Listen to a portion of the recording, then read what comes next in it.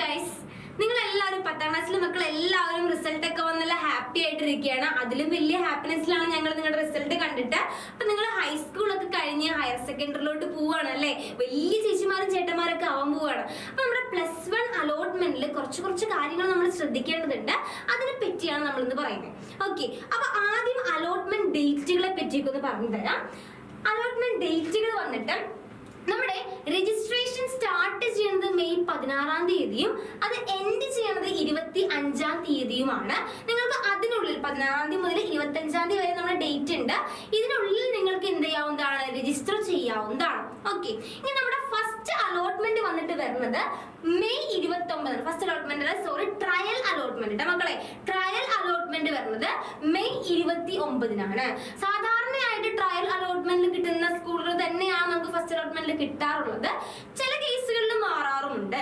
ഇനി നമ്മുടെ trial allotment ഒരു ഇമ്പോർട്ടന്റ് ആയിട്ടുള്ള കാര്യം എന്ന് പറയുന്നത് നമുക്ക് എന്തെങ്കിലും മാറ്റങ്ങൾ വരുത്താനായിട്ട് ഈ ട്രയൽ അലോട്ട്മെന്റിൽ സാധിക്കുന്നതാണ്.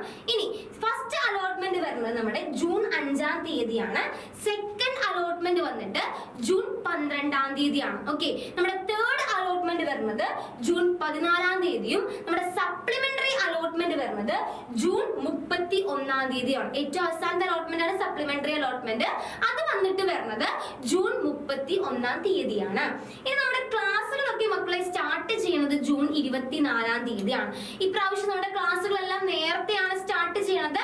ജൂൺ 24-ാം തീയതി എന്തായാലും നിങ്ങളുടെ +1 ക്ലാസ്സുകൾ സ്റ്റാർട്ട് ചെയ്യുന്നതായിരിക്കും. അപ്പൊ ഈ ഡേറ്റ്സുകളൊക്കെ പക്ക ഓർത്ത് വെക്കുക കേട്ടോ.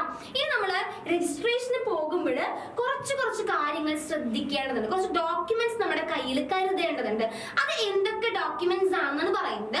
ആദ്യം നമ്മുടെ കയ്യിൽ നമ്മുടെ രജിസ്റ്റർ നമ്പറും അതുപോലെ തന്നെ ഡേറ്റ് ഓഫ് ബർത്ത് നമ്മൾ അറിഞ്ഞിരിക്കണം. നമ്മുടെ രജിസ്റ്റർ നമ്പറും അതുപോലെ ഡേറ്റ് ഓഫ് ബർത്തും അറിഞ്ഞിരിക്കണം. അതുപോലെ നമ്മുടെ SSLC മാർക്ക് ലിസ്റ്റിന്റെ ഒരു കോപ്പി നമ്മുടെ കയ്യിൽ ഉണ്ടായിരിക്കണം. അത് ഓപ്ഷണൽ ആണ്, നിർബന്ധമല്ല, ഓപ്ഷണൽ ആണ്. കാരണം നിർബന്ധമല്ല എന്ന് പറയാൻ കാരണം നമ്മുടെ രജിസ്റ്റർ നമ്പർ അടിച്ചു കൊടുത്താൽ ഓൾറെഡി നമ്മുടെ എന്ത് വരും? മാർക്ക് ലിസ്റ്റ് വരും. അപ്പൊ അതുകൊണ്ട് എന്നിരുന്നാലും നമുക്ക് എന്താണ് നമ്മുടെ കയ്യിൽ എന്ത് വെക്കുക? നമ്മുടെ മാർക്ക് ലിസ്റ്റ്, SSLC മാർക്ക് ലിസ്റ്റിന്റെ ഒരു കോപ്പി നിങ്ങളുടെ കയ്യിൽ വെച്ചോണം. അതുപോലെ നമ്മൾ ശ്രദ്ധിക്കേണ്ട മറ്റൊരു കാര്യമാണ്, നമ്മുടെ കയ്യിൽ വേണ്ട മറ്റൊരു സർട്ടിഫിക്കറ്റ് ആണ് ബോണസ് പോയിന്റ്. അതായത് നമുക്കറിയാം, നമുക്ക് ചിലപ്പോൾ നമ്മുടെ മാർക്കിൽ ഗ്രേസ് മാർക്ക് അവാർഡ് ആയിട്ടുണ്ടായിരിക്കും. ചിലപ്പോൾ നമ്മുടെ എന്തായിരിക്കും NCCയുടെയോ അല്ലെങ്കിൽ SPCയുടെയോ അല്ലെങ്കിൽ അതുപോലെ മറ്റു ഏതെങ്കിലും തരത്തിലുള്ള ഗ്രേസ് മാർക്ക് കിട്ടില്ല, കലോത്സവത്തിന്റെയോ അങ്ങനെ ഏതെങ്കിലും തരത്തിൽ നമുക്ക് ഗ്രേസ് മാർക്ക് കിട്ടിയിട്ടുണ്ടെങ്കിൽ അതിന്റെ സർട്ടിഫിക്കറ്റ് നിർബന്ധമായി നിങ്ങളുടെ കയ്യിൽ ഉണ്ടായിരിക്കണം. അപ്പൊ നമുക്ക് എല്ലാവർക്കും അറിയുന്ന കാര്യമാണ്, ഇപ്പൊ എന്ത് കാര്യത്തിന് പോകുമ്പോഴായാലും നമ്മുടെ കയ്യിൽ വേണ്ട ഒരാളാണ് ആധാർ കാർഡ്. അത് എന്തായാലും നിങ്ങളുടെ കയ്യിൽ ഉണ്ടായിരിക്കണം. ഇനി മറ്റൊരു കാര്യം എന്ന് പറയുന്നത്, നമ്മൾ ഏത് സ്കൂളാണോ എടുക്കാനായിട്ട് നിങ്ങൾ ആഗ്രഹിക്കുന്നത് ആ സ്കൂൾ കോഡ് ഓർത്ത് വെക്കണം. അതുപോലെ ഏത് കോഴ്സ് ആണോ നിങ്ങൾ ചേരാൻ ആഗ്രഹിക്കുന്നത് അതിന്റെ കോഴ്സ് കോഡും നിങ്ങൾ നോക്കി വെക്കണം. തെറ്റാതെ നോക്കി വെക്കുക കേട്ടോ.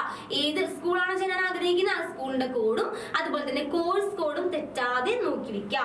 ഇനി മറ്റൊരു ഇമ്പോർട്ടന്റ് ആയിട്ടുള്ള ഒരു കാര്യം എന്ന് പറയുന്നത് നമ്മുടെ ക്ലബ്ബ് സർട്ടിഫിക്കറ്റ് ആണ്. ക്ലബ്ബ് സർട്ടിഫിക്കറ്റ് എന്ന് പറയുന്നത് നമുക്കറിയാം, നമ്മുടെ സ്കൂളിലെ ഏതെങ്കിലും ഒരു ക്ലബ്ബിൽ അംഗമായിരിക്കും. ആ സർട്ടിഫിക്കറ്റ് നിങ്ങളുടെ കയ്യിൽ ഉണ്ടായിരിക്കണം. രജിസ്ട്രേഷന് പോകുമ്പോൾ നിങ്ങളുടെ കയ്യിൽ ഉണ്ടായിരിക്കണം. ഇനി ഈ സർട്ടിഫിക്കറ്റ് എവിടെ നിന്ന് കിട്ടുമെന്ന് ആലോചിച്ചൊന്നും നിങ്ങൾ പേടിക്കണ്ട. നിങ്ങൾക്ക് TC വാങ്ങിക്കാൻ പോകുമ്പോൾ നിങ്ങൾക്ക് എന്ത് കിട്ടും? ഈ ക്ലബ്ബ് സർട്ടിഫിക്കറ്റ് കിട്ടും. അപ്പൊ അത് കൂടെ നിങ്ങൾ എന്തിനു കൊണ്ടുപോവാ? രജിസ്ട്രേഷന് പോകുമ്പോൾ നിങ്ങൾ കൊണ്ടുപോവാ കേട്ടോ. ഓക്കെ, അപ്പൊ ഇത്രയും ഡോക്യുമെന്റ്സ് ആണ് നിങ്ങൾ രജിസ്ട്രേഷനിൽ പോകുമ്പോൾ നിങ്ങൾ കൊണ്ടുപോകേണ്ടത്. അപ്പൊ നമുക്ക് നമ്മുടെ മക്കൾക്ക് ഇഷ്ടപ്പെട്ട സ്കൂൾ തന്നെ കിട്ടട്ടെ എന്ന് ഞാൻ ആശംസിക്കുന്നു. ഇനി നിങ്ങൾക്ക് സ്കൂൾ കിട്ടിക്കഴിഞ്ഞാൽ അഡ്മിഷന് പോകുമ്പോൾ എന്തൊക്കെ ഡോക്യുമെന്റ്സ് ആണ് കൊണ്ടുപോകേണ്ടതെന്നുള്ള വീഡിയോ നമ്മൾ ചെയ്യുന്നതായിരിക്കും. അപ്പൊ അടുത്ത വീഡിയോയിൽ കാണാം. Bye bye, thank you.